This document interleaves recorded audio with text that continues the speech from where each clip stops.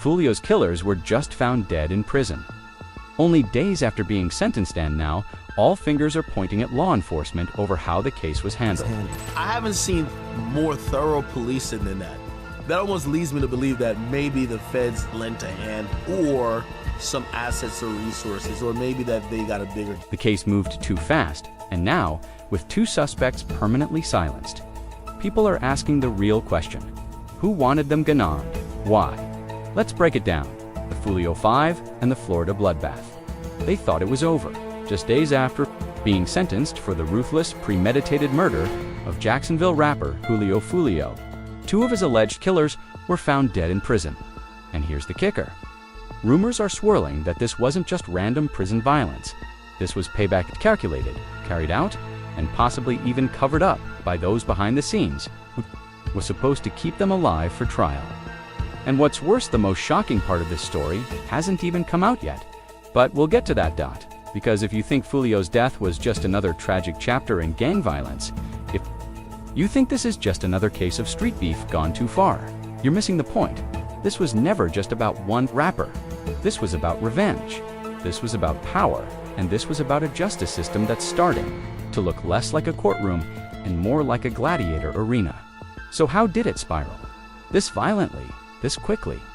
How did 5 people, including a pregnant woman, end up charged in a murder that shocked the entire state of Florida, only for 2 of them to be eliminated before they could even file an appeal? Let's rewind this disaster. His name lit up diss tracks, street beefs, and online rumors. But to his fancy, he was more than a provocateur. He was a survivor, a raw talent who dodged death multiple times. Until June 23rd, when the final chapter was written in a Tampa hotel parking lot home to suites near USF, .31 bullets. And as wild as that sounds, it wasn't even the beginning. Police say 5 individuals drove 3 hours from Jacksonville to Tampa, with one goal: kill Foolio. They tracked his every move as he club hopped for his birthday celebration. The suspects: Rashard Murphy, 30, Dave Murphy, 27, Isaiah Chance, 21, Elisa Andrews, 21, yes, the pregnant woman, Sean Garrett, 18. These weren't career hitmen. They were kids, mostly under 25, more ambition than sense. And once the shots rang out, the evidence poured in fast. Surveillance. Footage, check. Phone logs, check. Ring camera footage showing the suspects packing weapons and planning the hit like it was a music video.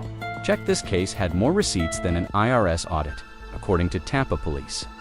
The suspects waited across the street from the hotel when Foolio pulled in. They didn't rush, they didn't hesitate, they executed. And when it was over, Foolio was gone dead in the front passenger seat of a vehicle, riddled with rifle and handgun fire. And then get this, they celebrated. And then Davion's texted his thirst has been quenched. And let's go pop a bottle of Don Julio when we get back to Jacksonville. So it's like, I don't know, bro. If you're looking at candidates to fry, like that would be the one, right? Like if you wanted to, okay, we have a death penalty, who deserves it? Like that. I don't know. I would think it would be them. They celebrated. They popped bottles. They posted about it. They allegedly laughed in private. Dean Mice like it was some kind of drill rapper scorecard. And now, 2 of them are dead before they even made it to the full sentencing phase. This wasn't just a trial. This was a ticking clock. The female suspect, Elisa Andrews, didn't even try to run. She cooperated almost immediately, giving authorities damning information, including evidence that her phone had tracked Foolio's location throughout every party and club he visited that night. She didn't pull the trigger, but according to police, she helped make the shot possible. Well, last time we did an interview, Foolio had just gotten killed. Now, most of the people are caught. The girl that gave their location, she's cooperating. She shared their location. She's cooperating. Let that sink in. A 21-year-old pregnant woman is now facing life in prison or worse because she was texting Foolio's location to her boyfriend and his crew. And guess what she's probably going to do? She's going to flip Dot according to court filings. She's the only one who didn't waive her right to a speedy trial, something legal analysts see as a strategic move to lock in a plea deal and save herself from a life sentence, or even the needle. Even Boosie chimed in, claiming the cops involved were laughing about Foolio's death and that the whole situation reeked of bias and injustice. But it gets worse. Rasho Murphy, one of the alleged triggermen, purportedly tried to represent himself in court, and this wasn't traffic court, this was death penalty court. A case where the outcome could literally be lethal injection, yet he thought he could outsmart the legal system. Spoiler alert, he couldn't. As reported by Fox 13, Rashard Murphy is now one of the 2 suspects found dead in prison under unclear circumstances. So now, the questions start to pile up. Was it prison justice? Was it retaliation? Was it connected to Foolio's gang ties? Or was it something darker, something inside the system? Because here's what we do know. The Florida Department of Corrections isn't exactly known for transparency. Lowell Correctional Institution, where Elisa Andrews may serve her time, has long been under fire for violence between inmates, assaults by staff, and a culture of fear that goes far beyond just the inmates. She's gonna have her baby in jail. That baby will be taken away from her, and she'll have to serve the rest of her time. And she's going to do her very best to snitch as hard as possible to minimize her time in that jail so she can get with her newborn baby. Which and might not be I'm gonna be honest too, like she's most likely still gonna get time. They're gonna send her to Lowell CI. And Lowell CI is a f***ed up spot. Like you got getting bucked in there. So it's like, you're like a famous rat. As for the shooters, they were sent to Florida State Prison Facility with a dark history. Past scandals there include guards charged with murder, inmates dying under suspicious circumstances, and cover-ups that would make a Netflix doc look tame. This is the kind of place where the system eats its own. That's his final. He's a dumb mother because he was going on one of those like little chat things online, talking, saying I'm gonna pull up, I'm gonna do this, and the whole time he was in Jacksonville. Like he never left. This man plotted an assassination, committed murder, and then stayed in the very city he knew the cops would search first. They called them the Foolio 5, but now it's down to 3, and there's already blood on the floor before the trial even began. And just when you thought this case couldn't get any messier, just when it seemed like the system finally had the Foolio 5 in custody, everything starts to fall apart. Let's talk about Dave Murphy. He was the last to be caught, but not because he was smart, not because he skipped town, covered his tracks, or hid out in South America. No, this man stayed right in Jacksonville, posting reckless messages on anonymous chat apps. He openly mocked the very people who were hunting him down. One message literally dared them to pull up. Another implied he was untouchable, and that's how they got him. So they just arrested the final suspect in Foolio's murder. Right. He was on the run for 6 months. And there's a photo that we'll show right now. He's actually like smiling, Yeah. you know, after they cuff him up.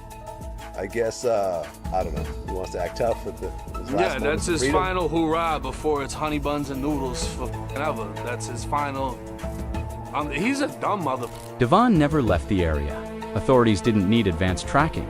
Technology to find him his own arrogance gave him away. This wasn't a man afraid of prison. This was a man chasing clout. Until the bars slammed shut behind him, but it's what Devon did before he got caught that may explain what happened after. Remember this name, Spaz. Spaz was allegedly Devon's brother, and he was reportedly killed in a previous gang-related shooting involving one of Foolio's close associates. Foolio didn't just respond with lyrics, he responded with outright desecration. There are videos of Foolio's affiliates literally urinating on Spaz's grave, and Foolio himself reportedly referenced that in his music. Mocking the dead with a kind of venom most rappers wouldn't dare put on wax, Mob James even laid out the entire situation, explaining the clear motive. So when Devon and Rashard, Allegedly, pulled the trigger on Foolio in that Tampa hotel parking lots, and believe it, was deeply personal. This wasn't just about a diss track.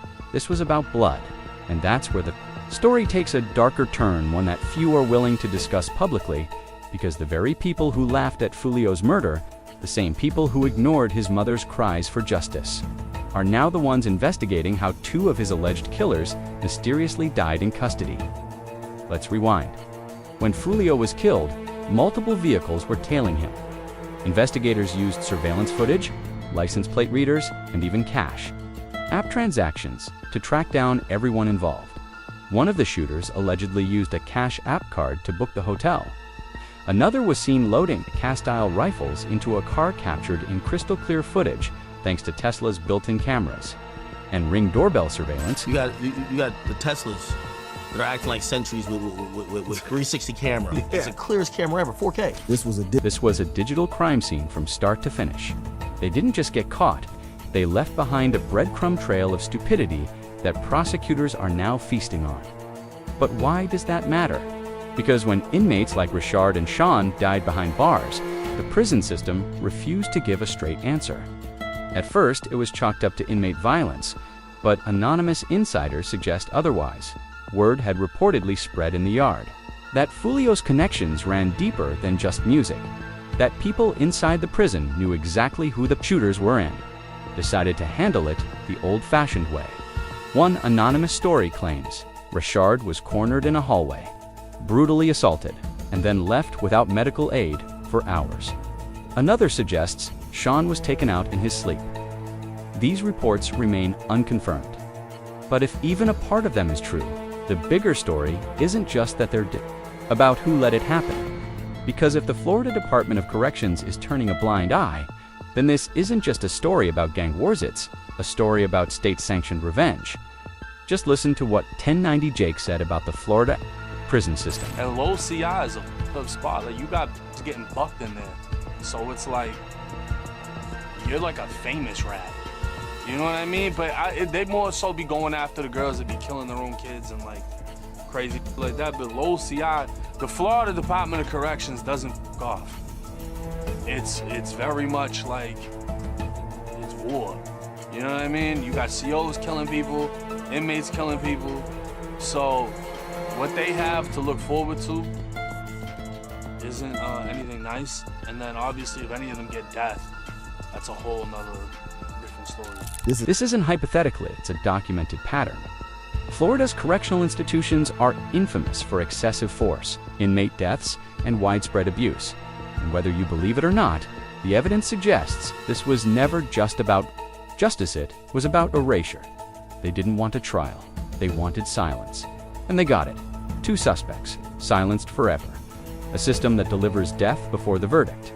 By the time the second body hit the prison floor, no one was asking, how did this happen? They were asking, how did anyone not see this coming? Florida's correctional system is no stranger to scandal, but the speed and silence surrounding the deaths of Richard Murphy and Sean Gaywright, 2 of the alleged killers of Foolio, sparked whispers even inside law enforcement. According to insiders, there were multiple red flags, fights isolation, requests written, complaints all of them ignored, because here's the uncomfortable truth. Some people wanted them dead, and in Florida State Prison, that can be arranged. Let's rewind.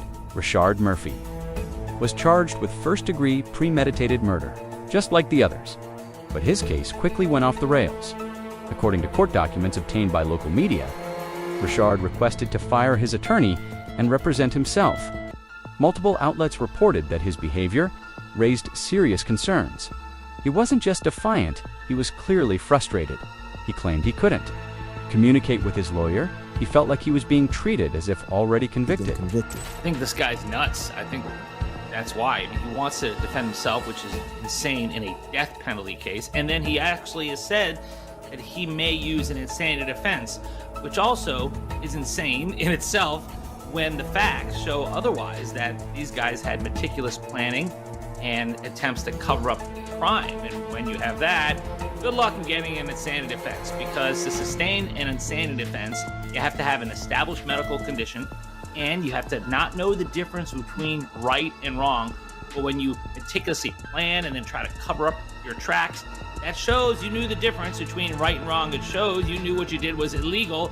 And when you want to just try to put forward an insanity defense as your own lawyer, it doubles the level of difficulty. And then Richard actually said he might use an insanity defense, which, in itself, sounds insane, especially given the facts. The evidence shows meticulous planning and clear attempts to cover up the crime. And when that's the case, good luck making an insanity plea stick to sustain an insanity defense. A defendant must have a documented medical condition and be unable to distinguish between right and wrong. But if you meticulously plan and then try to cover your tracks, that shows you knew what you were doing was wrong. It proves you understood. The land broke it anyway, trying to argue insanity. While acting as your own lawyer only doubles the difficulty. And then came the letter Richard wrote to the judge, claiming deputies at the jail were blocking his mail, restricting his phone calls, and preventing him from preparing his defense. This wasn't a man posturing. This was a man unraveling. And when you mix desperation with reputation in a Florida prison, you're looking at a recipe for violence. We've seen it before. In 2012, Darren Rainey, a mentally ill inmate at Dade Correctional Institution, was boiled alive in a scalding shower by corrections officers. His skin literally peeled off in sheets. No, one was charged for years. In 2015, multiple guards at Franklin Correctional Institution were exposed as members of a white supremacist gang operating inside the prison in 2020. A whistleblower revealed that guards at Lowell Correctional Institution, the same facility where Elisa Andrews may be sent, were coercing female inmates into degrading acts under threats of violence.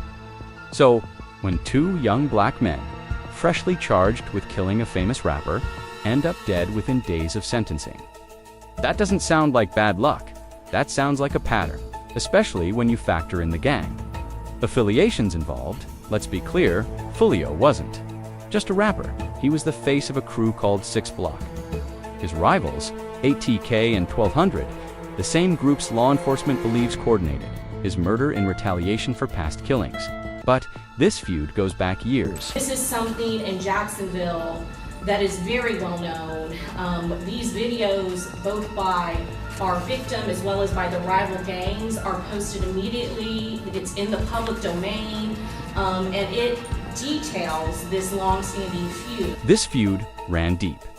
Foolio's own lyrics reference multiple real-life deaths, and his music videos often featured disrespect toward his rivals' graves. In one of the most infamous incidents, his affiliates defiled the grave of a rival believed to be Spaz, the brother of Richard and Davon Murphy. That's the same guy who, after the murder, allegedly sent out a text, "I'm coming home, my thirst is finally quenched." Like, it was a mission for him. So, I mean, if we're talking about motive, that's classic Get Back, right?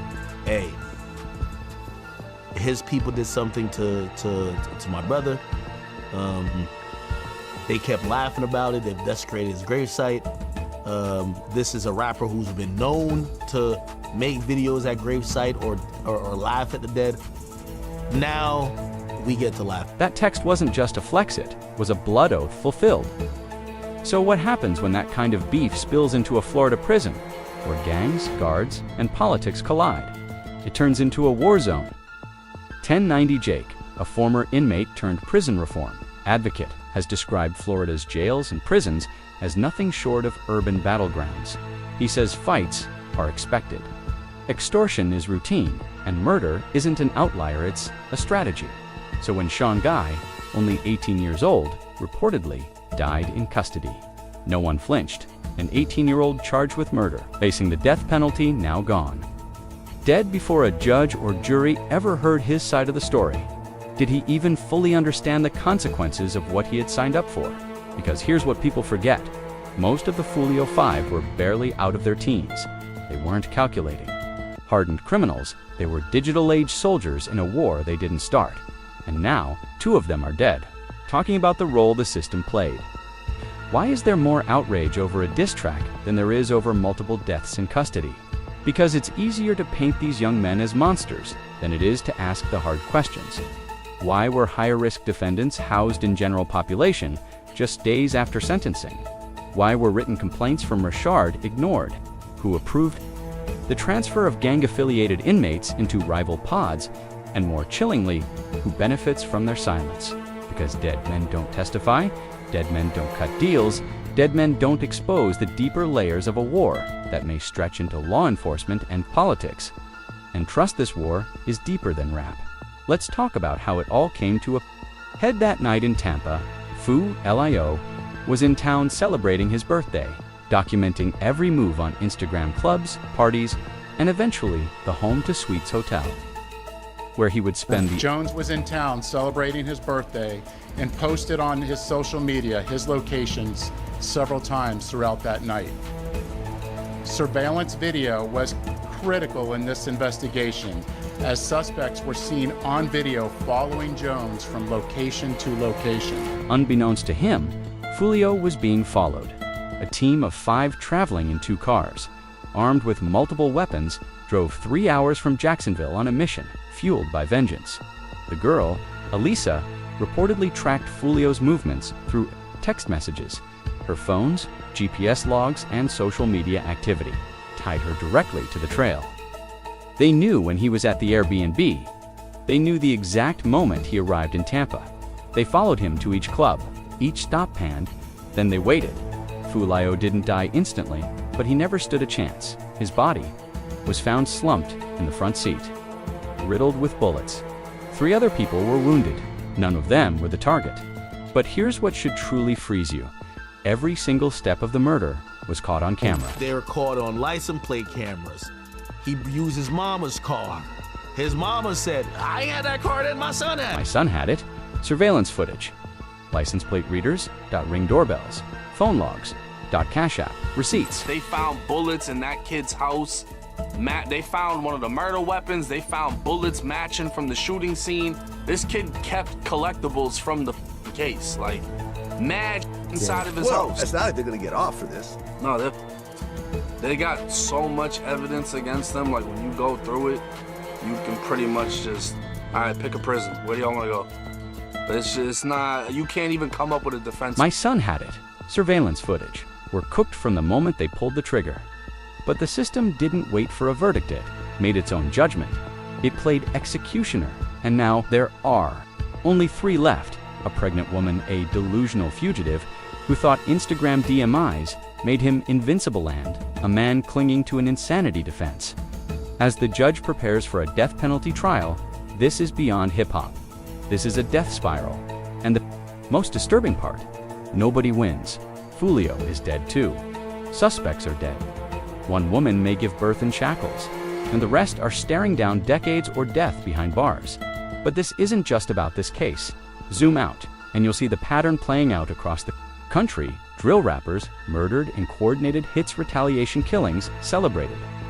Like viral TikTok's young black men funneled into a justice system more invested in spectacle than solutions. The question isn't just who did it's who allowed it to allow these young men to be radicalized into a digital war, where death is currency and Instagram clout is king, who let the prison system become the second executioner. And what happens when the next rapper dies? Will we keep acting shocked? Or will we finally admit the truth? This isn't just music anymore. This is a meat grinder, and unless something changes, it's only going to get worse. This is execution before the verdict by the time the dust settled. The body count wasn't just tragic, it was calculated. Julio Foolio, dead at 26. Sean Gaywright, dead at 18. Richard Murphy, dead before a single appeal. Could be filed, and now. The state of Florida is preparing to do something it hasn't done in decades. Seek multiple death penalties in a rap-related case. Let that sink in. In the wake of Foolio's execution-style killing, Florida prosecutors are pushing for capital punishment against at least 2 of the remaining suspects. Davon Murphy, the same man who laughed in live chats about staying in Jacksonville like he was untouchable land. Elisa Andrews, the pregnant woman who allegedly tracked Foolio's every move the night he was killed. She could be facing life in prison. But here's the question nobody's asking out loud. Is this justice or just vengeance with paperwork? Let's talk about what's really happening behind the scenes. In April, State Attorney Susan Lopez held a press conference flanked by local police and federal agents. The tone wasn't, T. Somberit was proud. 5 people charged, multiple guns recovered, dozens of phone logs and GPS pings submitted as evidence. You'd think they'd just dismantled a cartel, and in a way, they did. Because this isn't just about one murder. It's about a blood feud stretching across Jacksonville, a tit-for-tat war between rap collectives, ATK, 1200, and 6 Block. And if the courts succeed in issuing death sentences, it will mark the first time this feud is punished at the highest level. But ask any defense attorney or prison rights advocate, and they'll tell you the evidence may be overwhelming, but the motives are far more complicated than the headlines suggest. Take Richard Murphy, for example. One of the men charged and later found dead was reportedly building an insanity. Defense.court documents show he tried to fire his attorney, filed handwritten motions, and alleged he was being abused and blocked from preparing for trial by jail staff. Legal analyst Dave Ehrenberg explained that while Murphy may have been mentally unstable, his condition likely didn't meet the legal standard for insanity. Phone logs, Cash App receipts. Yeah, that's why he may have a screw loose, but it doesn't mean he satisfies the requirements of an insanity defense. But now Murphy is gone, and the trial will proceed without him. That's not a win, it's a warning. Florida's prisons are chewing people up before the system even has a chance to convict them. And this isn't an isolated case. Human rights organizations have documented dozens of similar instances. Pre-trial defendants dying under suspicious conditions, mentally ill inmates thrown into general population high profile, suspects denied protective custody and internal investigations. That disappear without any accountability. It raises a disturbing question. Are we sentencing people or setting them up? Let's pivot back to Elisa Andrews. She was 21 years old, pregnant, and not accused of firing a single bullet. But under Florida's felony murder laws, just being part of the plot makes her equally culpable. And here's the problem.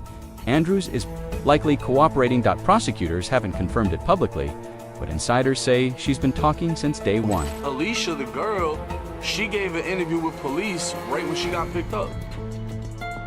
So she's already spoke to them and confirmed, oh yeah, we were here. Her phone was directly tied to Foolio's movements across Tampa, and her decision not to waive her right to a speedy trial like the other. Defendant suggests she's trying to fast-track a plea deal. And then they just recently did it where the girl isn't waiving her right to a speedy trial, and they believe she's gonna cooperate. Right. Actually, one of my members, Kilcon RL, mentioned that. He said Alicia Andrews, who's the girl who's pregnant, she asked for a speedy trial, but the other three waived. Right. Waived that. So yeah, I guess that means she's cooperating. So now the question becomes, what is she saying? What is Elisa saying? And more importantly, who could be dragged into this next? According to multiple sources, including an interview from DJ Foolio's murder, may have been retaliation for the death of Spaz, the brother of one of the alleged shooters. Not only was Spaz allegedly killed by someone in Foolio's circle, but there are now viral videos showing someone urinating on Spaz's grave. Grotesque, public act of disrespect. That kind of grief turns into rage. That rage turned into a mission. Foolio's death wasn't spontaneous. It was planned, documented, and possibly even sanctioned by deeper elements within the local gang hierarchy. Which leads us to an even bigger bombshell. There are whispers of a sealed indictment on the horizon.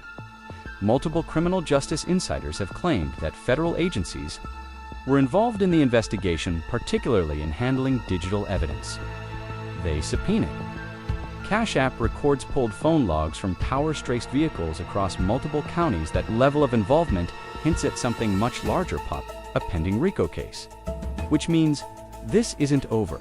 The trial may be focused on the Foolio 5, but if Elisa Andrews starts naming names, if Davon Murphy decides to flip to save himself, and if the feds already have recordings, we could be looking at a citywide gang sweep, one that could rival what we saw with YSL in Atlanta.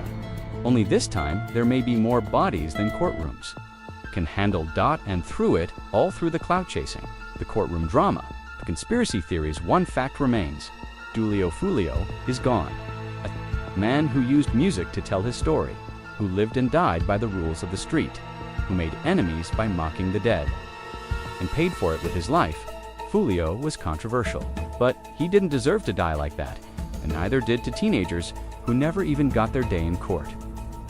So what now? Will Davon Murphy survive trial? Will Elisa Andrews give up the names prosecutors want? Will Florida really send young defendants to death row in the first rap-related gang case of its kind? And what about the next generation? The rappers, kids, and fans watching this unfold? What message are they getting? That snitching gets you killed, that silence gets you life, that even the justice system won't wait for a verdict. It's a loop, and right now we're all caught in it Because this is no longer about who pulled the trigger. It's about the system that handed them the gun. To come, we've lined up even more breakthrough stories. Just click one of the suggested videos to keep watching.